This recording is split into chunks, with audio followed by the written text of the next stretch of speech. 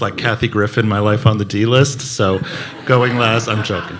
Actually, I asked to go last, in full confession, though I realize we're over time, so I'm going to be a little careful. And also, my slides are horrible.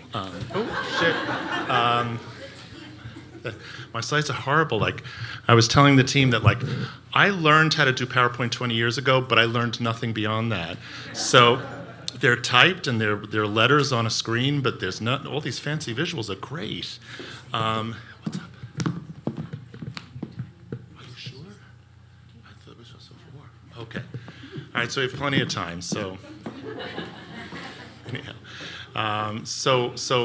My slides are not the smoothest. Actually, I did ask to go third because I really wanted, my idea is to kind of present the kind of work that we've been hearing about, especially from Debbie and Lisa, and the way that we can incorporate that in a traditional treatment model and treatment center. So for like almost 25 years, I oversaw an outpatient program, and I still supervise in that program at Addiction Institute at Mount Sinai.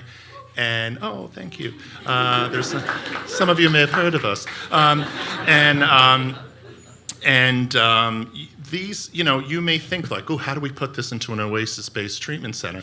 And I just want to ask, how many people are from treatment centers or mental health centers or trainees there?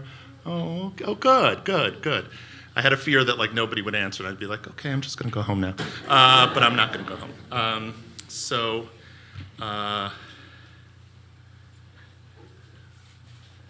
see if I can put this. Oh. All right, so this is a bit of an outline of what I'm going to try to do, which is to talk to you about integrating the ideas presented into a traditional treatment center and the barriers to doing good care and work within a more traditional center, and also the whole medical model, and a project that I've been working on, which is really collaborating with medical professionals and also collaborating with clients. I'm probably not going to talk much about mental health trainees. And I think the thing that's hard about this is when you work in a traditional treatment center and you have many clients, if you work in an OTP, you may have up to 50 clients, and all these ideas are great, trauma therapy and this, and it's all amazing, but you're the one who has to do it all. And you're working with people who may be homeless or people who are living in SROs, and it's all on you and how overwhelming that can be. I really think on some level, many of you are probably doing this treatment. You just may not know it. And also, we shouldn't take away from the fact that people with fewer resources have fewer options in treatment. And so it always strikes me that the clients that we see who have limited options could use better housing, they could use coaches, they could use better support systems, and yet they're actually usually not the clients who get that kind of stuff.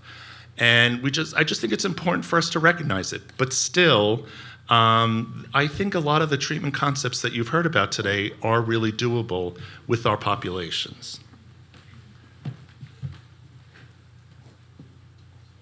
So let's talk, first of all, about the bad news, which is the barriers, which is just the lack of resources for our clients.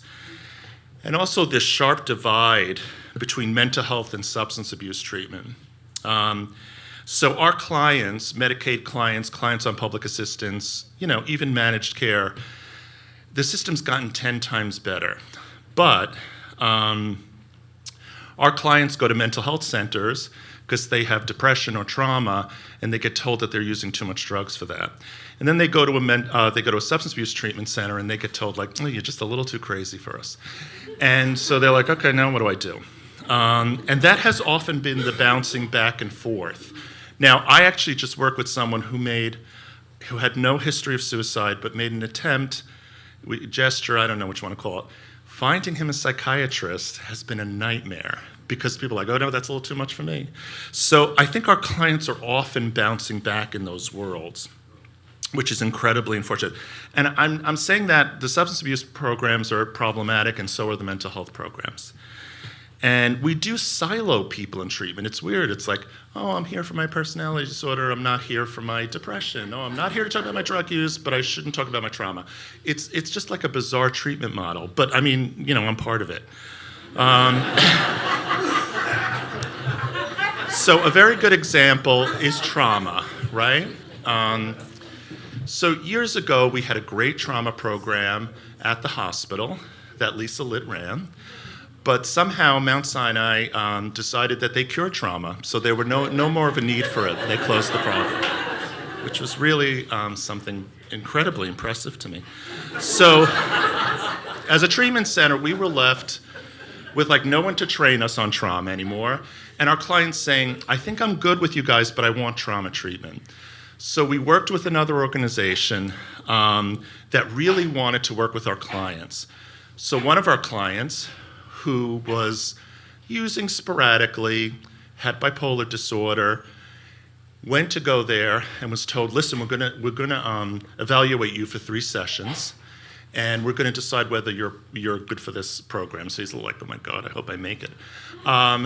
So within 1 session, he met with the person and was told, like, we're not taking you.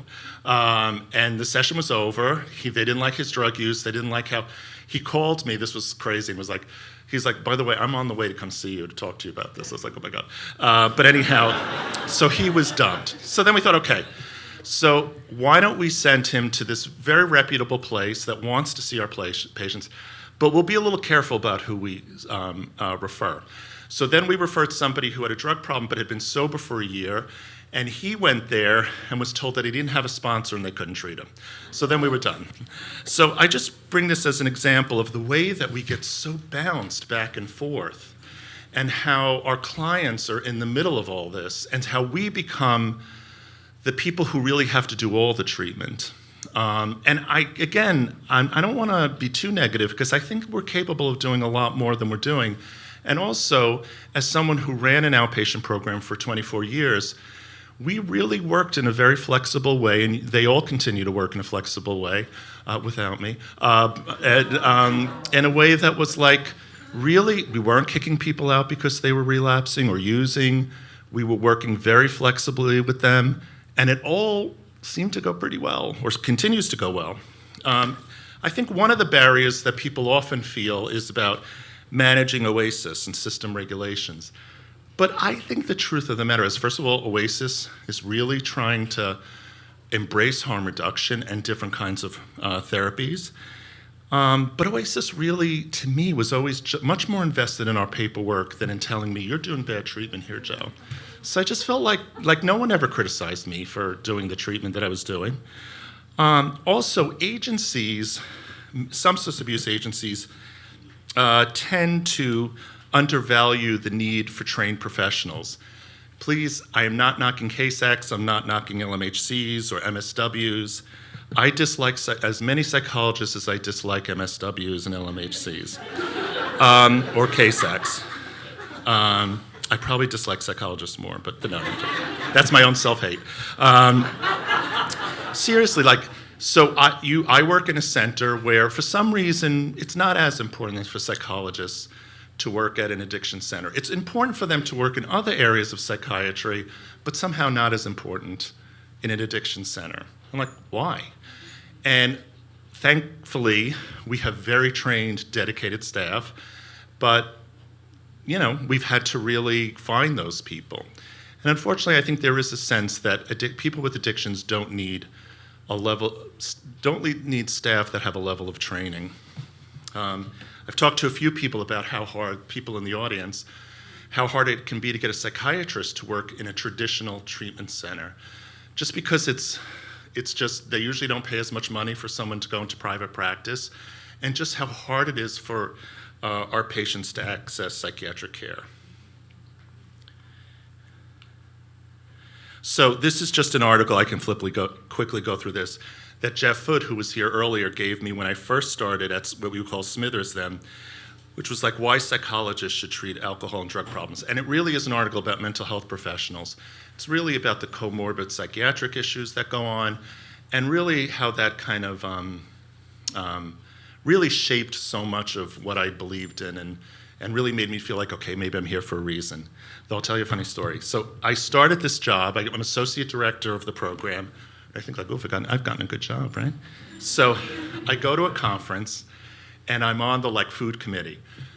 because people my size usually end up on the food committee. No, I'm joking. So I wanted to be on the food committee.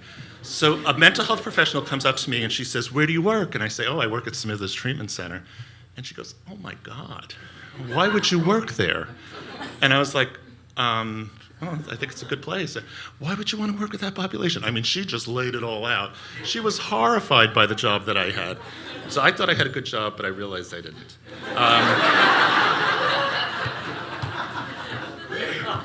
When you work within a medical model, because when you work within a hospital, you're in a hospital, you're in a medical model. But this doesn't just pertain to working in a hospital. It is an interesting kind of different culture of being a mental health professional that I've often thought about, because psychological perspectives can be very different medically. And I'll tell you a little story about working with MDs and medical providers, but I just think in general, like medical treatment programs, we have to diagnose people, there's medication, there's disease models, stuff like that. And if that's not your framework, like I'm not a big diagnosis guy. I don't sit here and think like, oh, I'm here with a dyslexic person right now. I just don't think that's psychology. And yet in a medical world, you're often, that's often the framework. When you work a psychologist works in a hospital, sometimes you educate and do in-services with MDs. And I want to just talk to you a little bit about that, because it's actually been a great project I've been involved in. And so I started doing this a very long time ago, and I just hated it. I really felt like I was bad at it. I felt like they could care less about what I was talking about. I felt like I spoke a different language. I just thought I was bad at it. I thought they could care less about me. And then I kept pulling myself away from it and saying, like, "Joe, you believe in motivational interviewing, you should be able to reach them."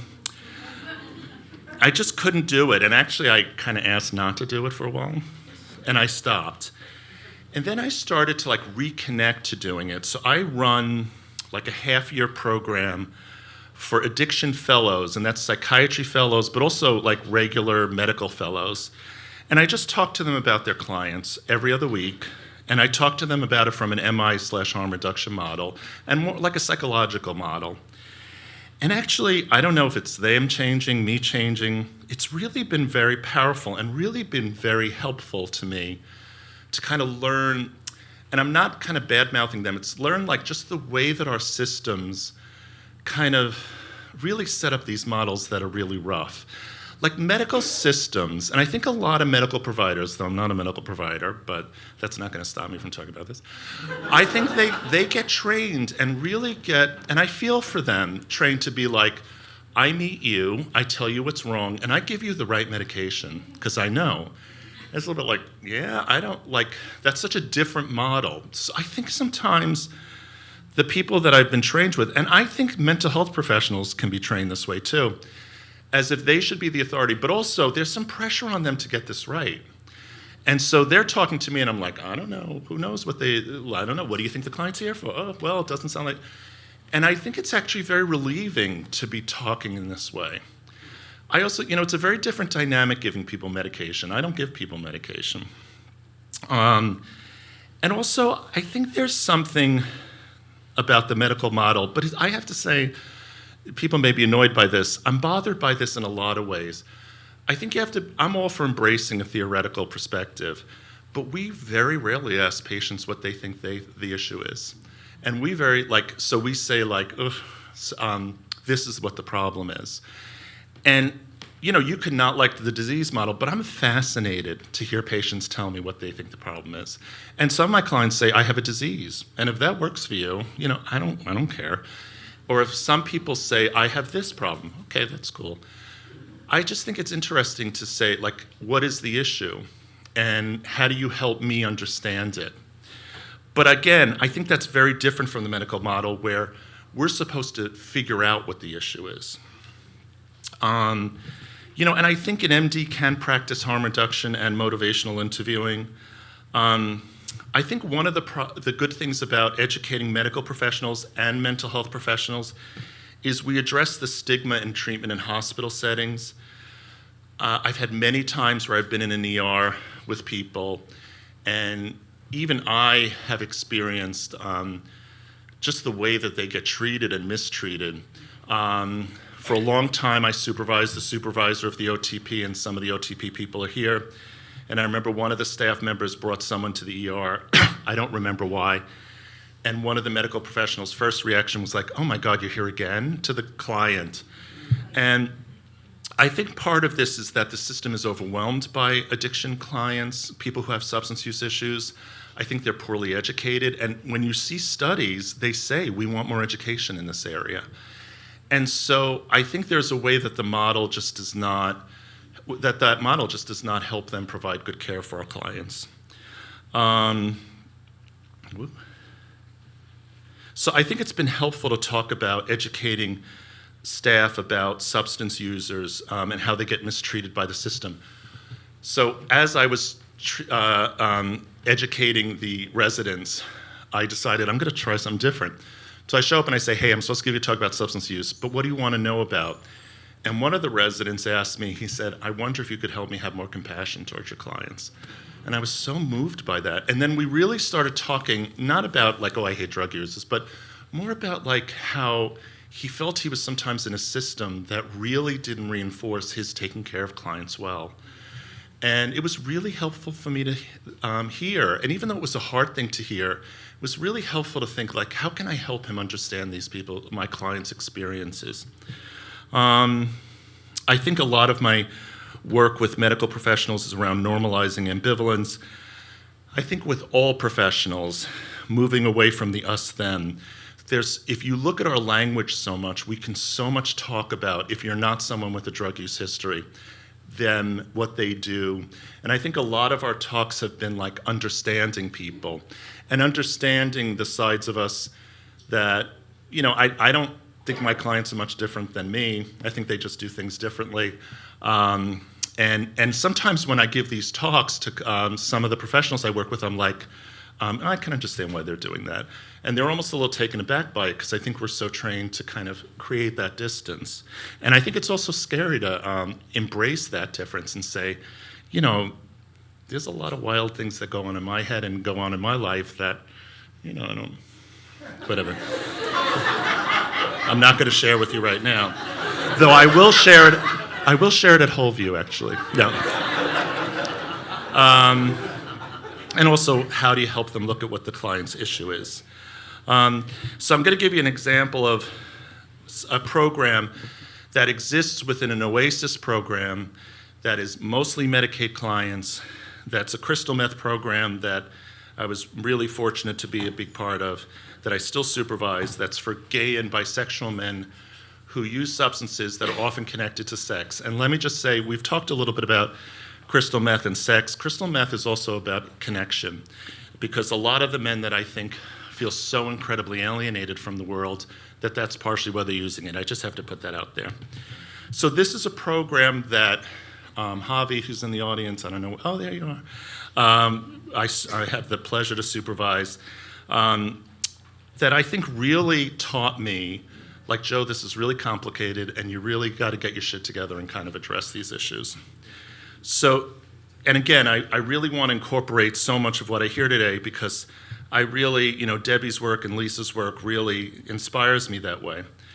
So we do relapse prevention. We do CBT. We help people identify triggers. We do how do you deal with cravings, riding the wave. We do urge surfing. But there's so many levels to this, and that's important work. I think it's really, to me, it's like good parenting. Sometimes you got to get in there and get real concrete. But there are such themes of dissociation and different senses of selves. So if you're a gay or bisexual man, you probably are really good at dissociating. Now, I know that's a stereotype, but I know as a gay man, I'm really good at this. There are a lot of things in my life that I have had to suppress and not deal with. And it can come out in your drug use. And it can often feel very shaming to get in touch with that. And I think it's important to look at those dissociated, those good boys, those bad boys, those the gay boy that's hiding. When you've been in a system, in a world that has told you you can't be sexual, you're going to dig deep, and then when it comes out, it may not come out so nicely. And I think it's important for people to address that. I think it's important for clients that we see to address their childhood trauma, but also their adult trauma. I mean, using drugs sometimes leads to trauma, especially if you're in sexual situations. So some of our clients have been assaulted, and that needs to get processed. I just want to throw out that this group also taught me that part of our job is to help people explore issues of race, prejudice, internalized homophobia and transphobia, sexism, aging, and I'm sure I've missed a whole bunch of other things. Now, why? Why is that my job? It's my job because the clients in that group say to me, could you believe that this is what I do? Like, this is the way I have sex in the world? And I'm like, yeah, I can believe that. Like, I say to them, like, who's taught you how to be a sexual being in the world? Like, you weren't even allowed to admit that this is what you wanted in your life. So how, again, do we think that this would come out in a way that might not be as smooth as you would like it to be? There's such self-hate because of all these issues that comes across, because they've been given so many messages of this is not okay what you're doing. This is not okay what you're feeling. And so, of course, it gets played out in very disturbing ways, or disturbing to them. And the issue of race, I won't go into this a lot, but you know, when you run a group that has people of different racial backgrounds, it is striking how the white men in these groups are handled in the world versus the men of color. And that comes out in the group. They process it, they talk about that legally. You know, I won't go into this is for another time. Meth was traditionally a white man's drug, and it became the white men introducing it to men of color, and that had a lot of ramifications of things to be processed. And I think if that doesn't get processed in the group, I just think it's such an important part of therapy. Because instead what happens is it gets internalized in self-hatred. The stigma of being a drug user, and of course being an IV drug user, goes, you know, is really powerful. So I think when you listen to all the people that you've listened to today, I think the take home is just to understand the complexity of our work, which helps the clinician as well. It helps the client because if we see the complexity of what they're trying to do, I mean, I admire what they're trying to do. But also as a clinician, I can realize how hard my work can be and how there are challenges here, and you know, let's go for it, but not to feel like, oh, I don't think I'm really helping this person, what's going on. One of my most powerful moments in OTP group supervision, which I used to do biweekly, was we were meeting with counselors, and I'm looking at Stacy Spencer because she was in that group, and I don't know if she remembers this, and all of a sudden, people were talking about like, oh, I don't know what I'm doing with this client. I am not helping this client. And all the counselors spontaneously, they didn't do it because of me, because I wish I could take credit for this, said, you know, I think this is how you're helping the person. And they all saw the ways that they were helping, not in a diluted way, that like the clinician themselves could not see. And it was really this beautiful moment that happened very spontaneously. Like, I know that you're seeing this, but you know, they do show up for their medication more often, and they really care about seeing you. And I think that, again, was such a powerful message when everyone here has been talking about therapeutic alliance. I also think, am I okay talking still? How many? Oh, that's fine. I think if you really want to embrace a respectful, psychologically oriented program, you have to collaborate with your clients. So treatment centers, one thing I love about treatment centers is we create an environment where clinicians will allow themselves to be educated by the community. And the community educates us. Running a community meeting is really one of the hardest things I used to do. I remember when I first sat in on a community meeting, I was like, oh my God, like I am so scared, right? I mean, I didn't tell them that, but you know, because people talk to you about this, they complain about everything. There's 30 of them, there's like one of me. But I want to hear from them, and I do have a high tolerance for people complaining to me. But I think if you're working in this model, you want them to be empowered to say, Joe, there's a problem here, and you should do something about it. Clients give me good ideas. Again, at the OTP, this was a long time ago, the client said, we think that there should be someone like a guard at the front entrance. And I'm looking at Stacy again. I was like, I hate this idea. I didn't tell the patients I hated the idea, but I was like, I do not like this idea. I think it's going to feel like a police state, blah, blah, blah. Thank God. Once again, they didn't listen to me, which was smart. And they signed a petition saying this would make us feel better.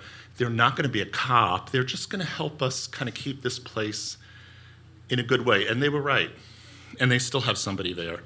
So there's ways that I think we need to empower our communities, and that's an important thing. Also, I think there's a lot of ways we have to acknowledge how our larger systems mistreat our clients, the times where that gets played out in treatment centers, because it's not just, oh, those bad places over there, it can be us.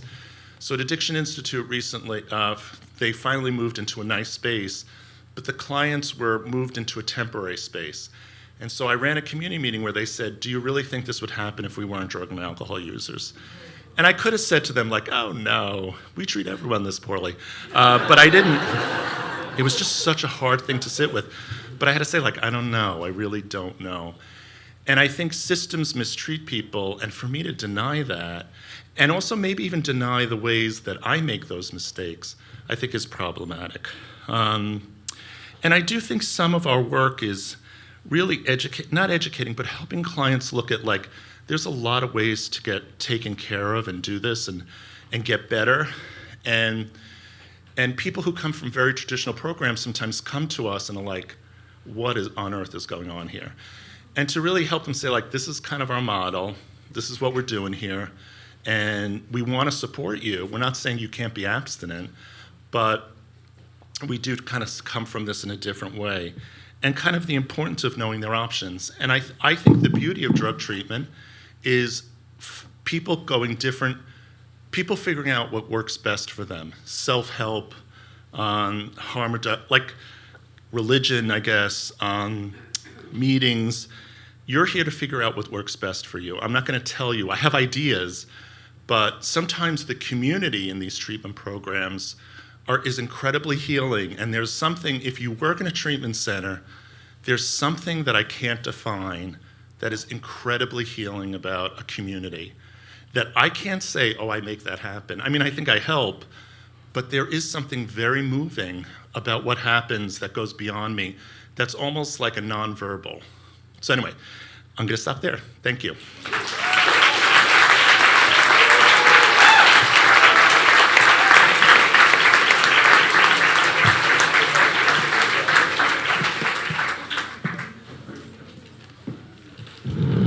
Thank you, Joe. Thank you, everyone. We're going to take some time for Q&A. We have, I think, a little over a half an hour. Feel free to take a restroom break or whatever if you